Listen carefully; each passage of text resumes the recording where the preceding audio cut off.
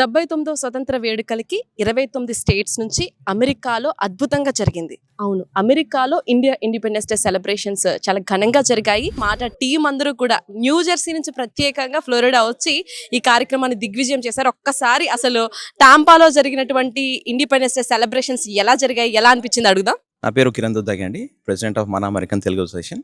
ఇక్కడ మాటా national coordinator Tony Jannu గారు నిర్వహించిన ఈ స్వాతంత్ర దినోత్సవ వేడుకలు అంగరంగ వైభవంగా జరిగినాయి. So the thing is like India is a nation of multiple languages and also multiple religions and also multiple states.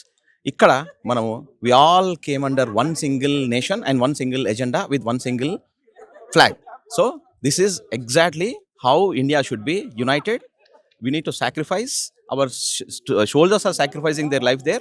On behalf of them, let's celebrate and also honor them for their sacrifices, celebrate our Independence Day.